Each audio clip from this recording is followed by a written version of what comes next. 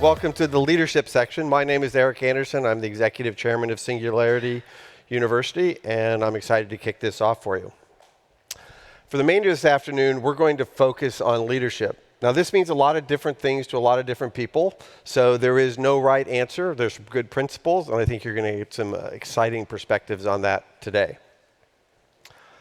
I'll be excited to share my perspective on some of the insights and the work that have, I guess, propelled either my career or my way of thinking here, and some of the work we've been doing together here at Singularity. You're going to hear some from leading thinkers in this area, people like Nick Davis, John Hagel, Charlene Lee, Ricardo Vargas, Lisa Solomon, and David Roberts. My hope, expectation actually, is it'll leave some new ways about thinking about leadership for the 21st century. And from that point of view, we're excited to share this with you.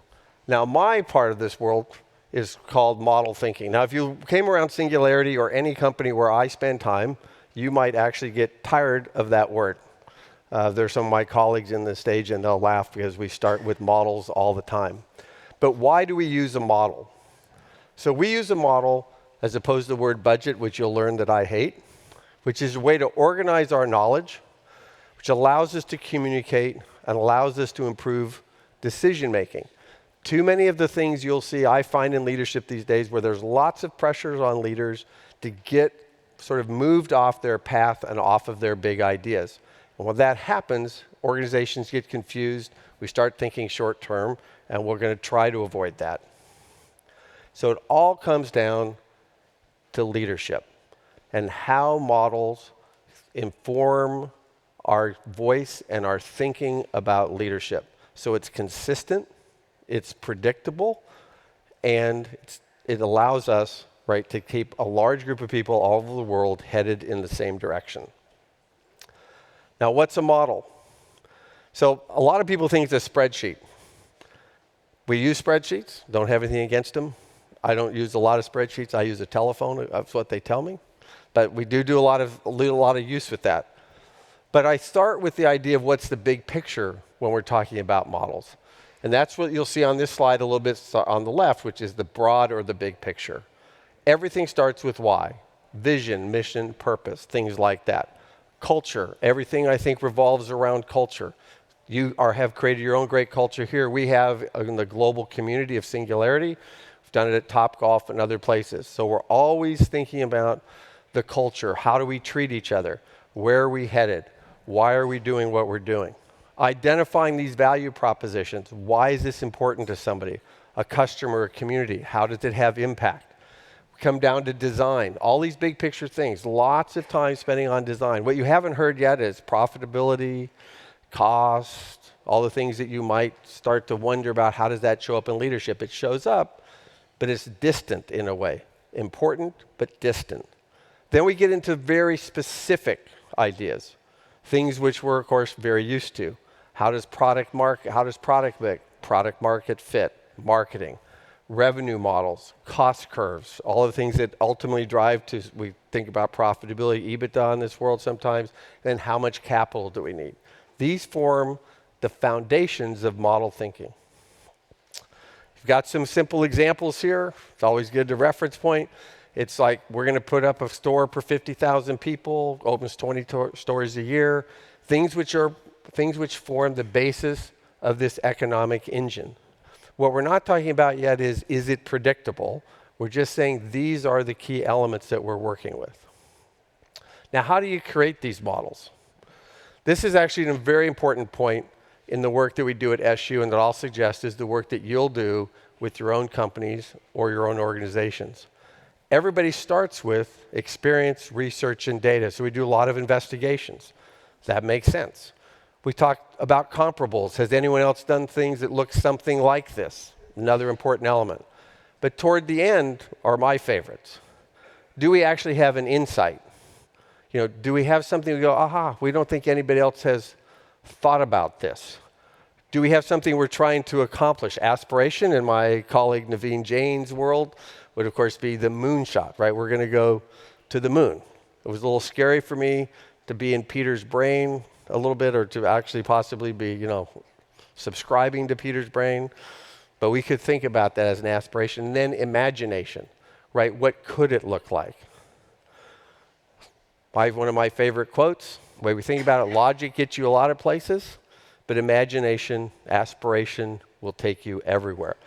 So this is a really important point in the beginning of model thinking in our leadership voice, which is imagination and aspiration. Well, what do we do when we have that? This is another really crucial idea that we've developed and we've worked with. We try to figure out, do we actually understand the elements we just talked about? Do we understand, for example, that if our marketing thing, or if we go out and we do our Twitter feeds, Instagram, however we bring these customers in, do we actually understand what that yield's going to be? Many times we don't understand things. That is an unnatural act in many corporate boardrooms, organization boardrooms, to admit that we don't have understanding or perfect understanding.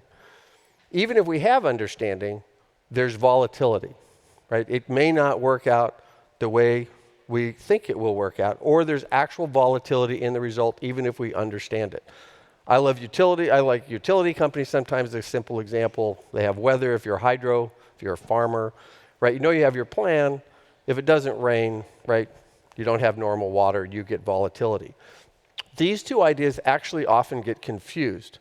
The kind of confusion I see, and you may have seen this, is that you come into whatever organization, review the quarter's numbers, and you've missed a number. And when you've missed a number, the first thing people say is, why did you miss your number? Right? Common thing, I don't know, it didn't rain. I guess that's why I missed my number. You have this challenge of making sure that organizations and leaders in that communication is very thoughtful about saying, we didn't understand it, so therefore it's hard to predict to begin with, or we even had regional understanding, but there's volatility. So you do not confuse, right, a good miss, yay, we give ourselves a big round of applause, or a bad miss, we think someone should, get fired or something. Don't confuse those two items. We actually create slides and things in the analysis inside our companies where when something happens, we actually, have a way of assessing that as a very powerful tool. When you have this set up as a model, the communication inside the leadership team goes something like this. So the first thing, you get a piece of some data, and you go, are we on model? Now, if you're on model, it's actually a pretty simple story at that point in time, right? It's like, okay, I hit our numbers, we're on model. Although on model's a little deeper than I hit my numbers. It would mean, right, that almost every element inside your models were on model. So that you didn't get a big plus here and a minus here and end up with a net effect. So it doesn't say, did I hit my EBITDA number, did I hit my revenue number? Did those numbers occur with the elements the way we thought they would? That's a very powerful question, and it is the first question. If it's not on model, we might have just made a mistake. That doesn't mean you should change the model, it just means we made a mistake. We move on. If we experience it, was it just volatility? It didn't rain. Again, no change to the model. Is the model correct? Did we actually learn something? This is the most important question in the leadership dialogue, in my experience. Is if we go through this, not on model, didn't make a mistake, do we actually want to change the model? Which is the most powerful thing actually we could almost do, and as an organization or as a leader, other than maybe changing the whole design of the company. And how long to get back on model, right? So the model's right, we made the mistake, how long does it get there? Now, what you shouldn't hear in this is the leadership voice or a point of leadership which is accusatory. Right? These are just honest answers and honest questions where we're trying to learn, where the team around the table is just saying, yeah, we made a mistake. Happens all the time, right? That doesn't mean the world has come to an end. It simply means we made a mistake. So the tone of the leadership voice and what we'll call the leadership community. The other word you haven't heard me use right now is CEO. I've been one of those. I've not been a CEO. Model thinking is not CEO-centric. It is a leadership idea. There's leadership energy. There are leadership teams. And it's a way to take that leadership energy in an organization, put it outside of individuals and ego, and look at it and communicate it on a very basic level all the time, over and over. Iteration is key. Faster cycles mean faster learning. right? This is the learning leadership model, learning leadership idea. It's not performance driven. In my opinion, this cycle drives performance. It drives learning, which drives you to the best outcomes that you can have. So we continually visit the model, find new insight, change, execute, over and over. When we built Topgolf, which is a company some of you may know about or have been to, we reviewed the model every week. Saturday, 6 a.m., great for me. My team was in Dallas, it was 8 a.m. from there, great clarity Saturday morning. And we simply said, where are we on the model? Not how we did, are we behind budgets, et cetera. What did we learn this week? The learning cycle for that company was pretty clear. It was 7-day-a-week business. We started Monday, we closed Sunday, and then we could look at every Monday versus every other Monday. So it was a natural learning cycle in this iteration. But it was to have ideas about the model, not to decide whether we were going to get bonuses or we were winning or losing. Were we learning was the key. This particular idea here takes those model elements and now say, well, how do we connect this and think about value of a business? Now this, when I think of value, to me, that could be economic value, it could be impact, right? So we're here at Singularity, we work on both sides of that all the time. So we want you to think about value along both of these things for this slide purposes, right? We're just going to use the word value. Now there's stuff on the left called execution value. It's not called net present value or anything like that. It's just the value of if we use the model and we do the model according to our best thinking.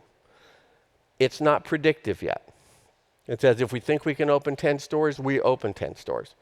Doesn't mean you maybe only open 7, but that is the execution side of the business. The other side of the business is the things we could do, but we're not doing, which is the option value of the business.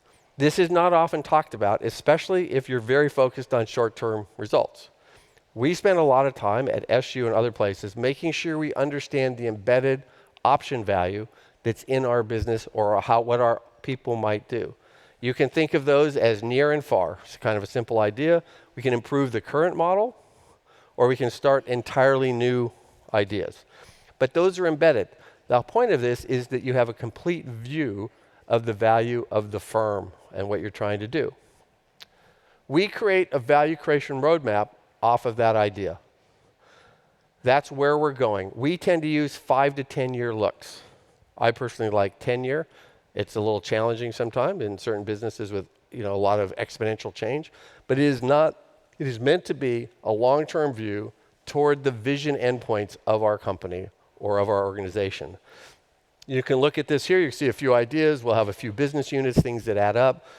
We have a view of what the options are worth, and then we add up, and we measure this. This is actually what we measure all the time. So every quarter, we actually do this calculation, not the calculation of was my revenue on or against plan, or my EBITDA on or against plan, or my costs on plan. It's when I take the totality of what we learned in the last 3 months, or whatever period you choose, to figure out, did the value, the long-term value of the enterprise change? And every decision we deal with goes through this model, which means, for example, if you miss a G&A budget by $1 million one time, right, you'd have lost $1 million of value. If in that same period you had learned something which allowed you for the next 20 years, right, to save costs or to save more lives or what have you, right, you would balance those two things out and determine what the net effect or learning was for the organization during that time period. That's an entirely different way, right, of organizing that. In a sense, it's a perfect stock price with perfect information for the time period. So what? This is always my favorite question. So what are the big ideas? It's a new and slightly different leadership voice. It's always consistent. Focuses on the long term all the time. We're going to talk a little bit. It is not about prediction. It's about rigor and it's about creativity. Oftentimes, prediction and rigor get confused. It's inclusive, right? We're always looking to the long term. It is not a race for the next quarter. It is not, did I outcompete? Did I beat somebody? It's, did we create? Did we learn? This was an unintended and very interesting element for me in this part, because when I started to work with other and more diverse leadership teams, this became a very powerful voice for more diverse. In particular, women leaders really resonated with this idea. It informs the board, and it really will organize the board. It goes all the way to the top. So here's an example of the leadership voice. How many of you have either raised capital, talked to a private equity firm, or talked to a bank? Right? Exactly. Too many of us. We love them all. The model tells me where I'm going, right? Naveen Jain, wherever my friend is, Naveen, we're going to cure the world of all illness, right? I'm going to be able to download and subscribe to Peter Diamandis' brain. That's the model. It's your North Star. When you talk to an investor, that's a pricing discussion. It's not a leadership discussion. They're trying to figure out what they're going to pay you for that. They don't believe I'm going to open 10 donut stores a week or whatever. They're going to tell me I'm only going to open 8 or 7. That's all they're going to pay for, which is great. I've had this conversation. And so if we agree at 7 for their pricing, I always tell them, when you come into the board meeting or you come into our company, you're never going to hear the number 7. What number are you going to hear? 10, right? 10 is our model. You priced at 7. The bank doesn't even believe 7. They don't think you can do whatever, so they take it down to 5. Those are conversations, but they're not leadership, and they're not the model. This has allowed us to really have clarity. When we talk about clarity in the language, on my people and your people, our team members don't get confused, right? When a different voice comes in, it's a valid voice. A pricing voice is a valid voice, but it's not the leadership voice of the company. It's just the pricing voice. This one is my favorite. Prediction, being predictable, is not being rigorous. The game of predicting what revenue is going to be or what EBITDA is going to be or something like that is a simple game, right? The strategy, I play chess. This is a very simple game. What do? You just pick a low number. And what do we get paid for? We get excited because what do? We hit our number. That person always hits their number. Well, of course, if I give you a low number, unless I quit, right, I should be able to hit the low number. It's a very simple game. It is not rigorous. Model thinking is intensely rigorous. The goal of it is not to necessarily be predictive. It is to understand what we're doing. My favorite slide, right? If you're running around here, right? We have happy people over here thinking about models, right? And we have this little devil called the budget that says, did I hit a budget? When I walk into a company and someone says, did you hit budget? Or if it's one of my companies, one of the places we're involved, and they said, did you hit budget? I know I'm kind of headed in a scary direction because they're trying to solve for a short-term problem. They want to get their revenue in this year. They'll do anything, end of quarter, right? We'll do anything. Buy this, I'll take you to dinner. Buy 4 of them, right? Leads to funny ideas. But it's so enticing, especially if you get paid for that, right? Compensation systems, and you get rewarded because, oh, thank God we hit our number for the quarter, we can go forward, right? Who's lived in that world, right? Everybody, right? That's almost every world we've ever lived in. There's some rigor to budgets, but they're not the leadership tool, right? And we all know that. And when you talk to people inside your company and you start thinking about models and they realize they get to put all their thinking and understand where the value could be over the long term in their organizations, there's a sigh of relief that it's a complete system. It's complete thinking. This is another great one. I love it when Peter was up here and saying, Naveen, being predictable, if you're predictable, you can't possibly be creative, or it's not exponential, right?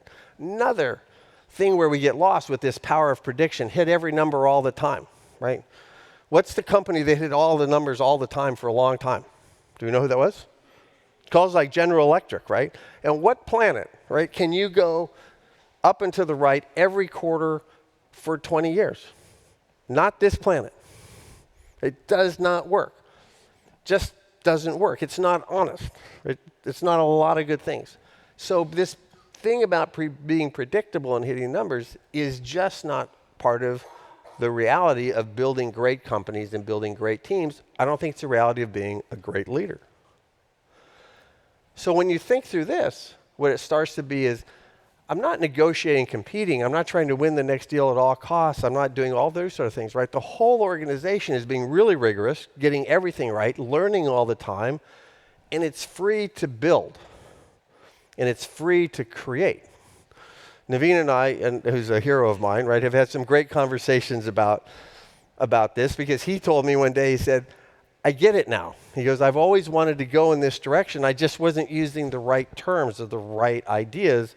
And, we had some fun things with Viome where we worked on, where we had a few aha moments when he sort of actually changed from like, I'm trying to get so many kits as I'm trying to get this information. And when he understood in his own mind, which he knew because of being smart, he knew that the value was in, right, the information he was gathering, not in the unit sales he was getting, for example, with the Viome product, but the information. But then his own language changed inside the organization. And again, that clarity came.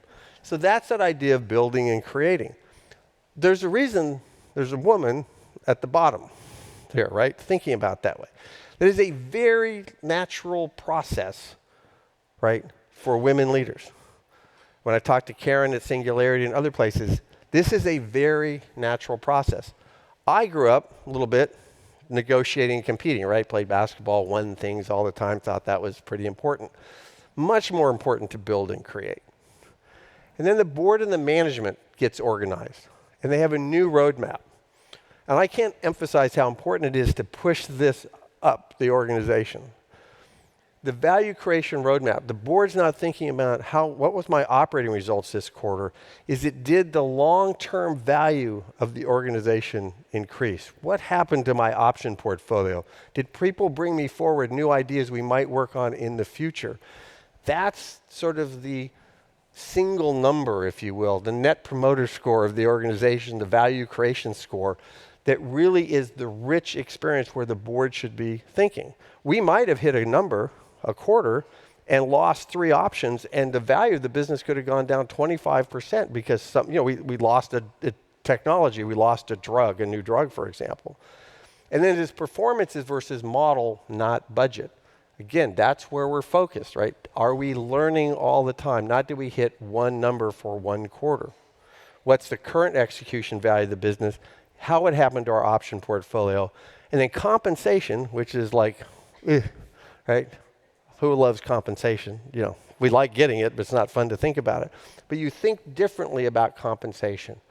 In a model-driven organization like this, when you come to the end of the year and you look at what happened, right? You actually look at the total execution value of the business. That's actually where the compensation committee spends their time.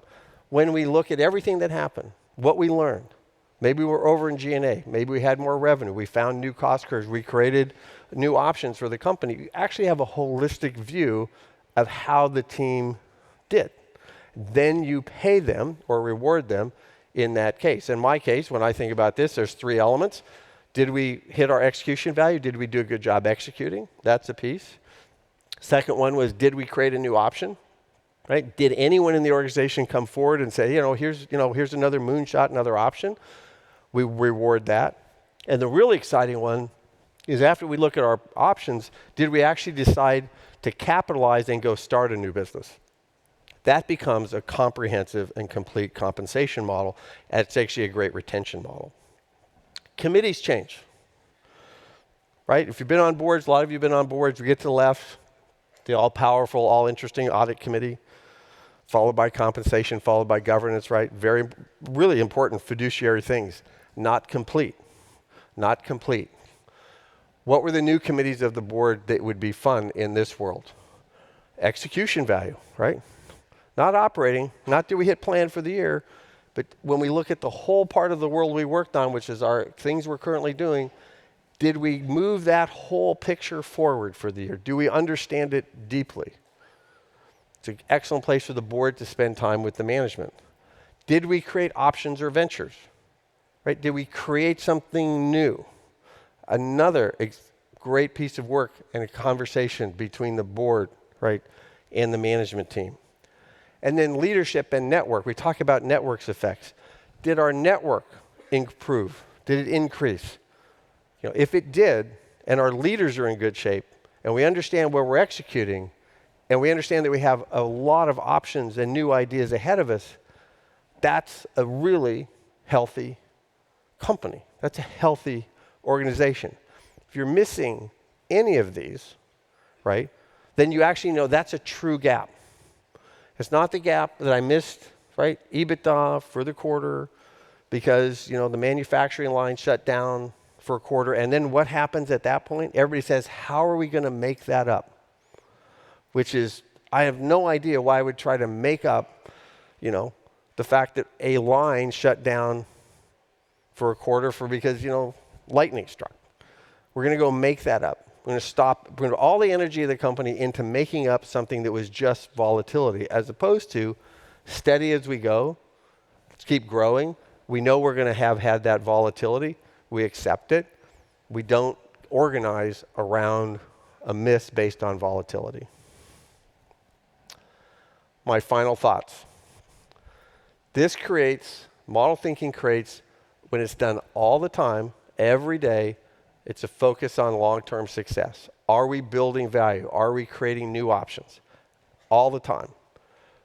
You might have a little hiccup in short-term success for a minute, or what appears to be short-term success. You take the energy, the biology of the company, and you focus it here. People might not run and push hard for the last sale of the last quarter. It's okay, because I'm trying to go for the long term. But when you start making decisions, right, this engine of success starts to move you in a very powerful way. It is a common language. Leaders at every place have a model. They start to think in these terms. It becomes a really interesting way for the organization to internally develop leaders. There's a model for everything, right? I mean, there is a model for everything. There's a model for how you open the store, how you clean the store, how you do the back office or the kitchen, how you do the front part, how you take orders. There's a model everywhere. When people think that way, when you move them anywhere, they're not afraid. They just say, oh, great, I can build a new model. And then it's inclusive, right? This is not a compete and negotiate. This is an inclusive thing. Did we learn? Are we growing? Are we creating? So powerful.